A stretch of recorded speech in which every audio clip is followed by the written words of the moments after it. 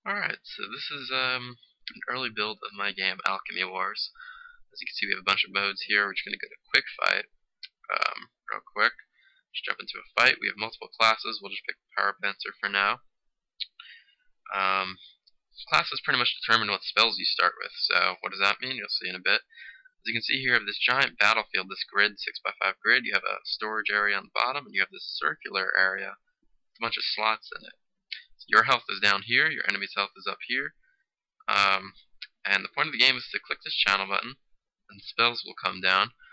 It'll spawn a random spell, a random element out of the 8 different elements in the game, which are fire, water, earth, lightning, construct, wind, shadow, and life.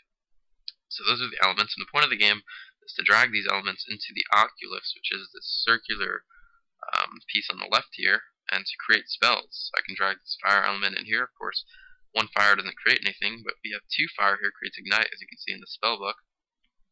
Each class will start with different spells. As you can see, the Pyromancer starts with some fire spells, some lightning spells, some wind spells, some construct spells, a few no shadow spells, some life spells, and you can access your spellbook at any time.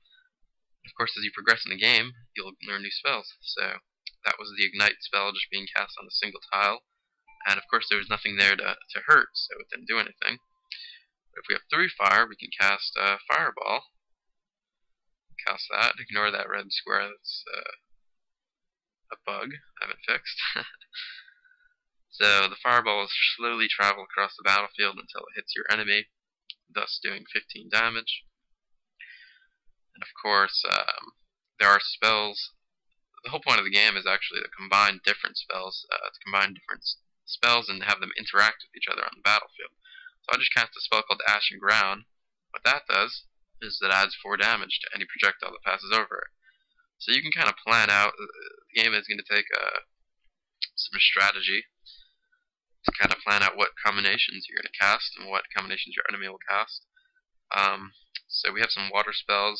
Through your water here, we'll cast a tidal wave, which takes up 3 squares, 3 tiles long, and it'll hit anything it comes across. Of course, it hits your enemy. It does 4 damage, which is kind of low, so you might be wondering, what's the point of that if it only does 4 damage? And 3 fire will make a fireball, it does 15 damage. Well, the point of that is different elements react differently to each other on the battlefield. So let's cast a flame tower here. Now towers are constructs. All towers require construct, and what they do is they just continually shoot out projectiles. So you can see these towers have 25 health each. Now let's see what happens here when we cast a shock spell. Just 2 lightning here. We're going to cast a shock spell on one of the enemy flame towers. It'll do 5 damage. There's a little bug there. It's actually doing more damage. Oh no, it's because of the fireball hit. Okay. So now what we're going to do is cast Splash, which is 1 water. We're going to cast that on the flame tower, and it didn't do any damage, but it made it wet. So what that means is that all lightning spells actually do double damage. So now it does 10 damage instead of 5. So what we can do is we can use Tidal Wave, and what that'll do is also negate these fireballs. So any fire it hits will be negated, and it will make all these towers wet since it hit all of them, and it hits your opponent as well. So now we can cast a shock spell, and that'll do double damage on any of these towers.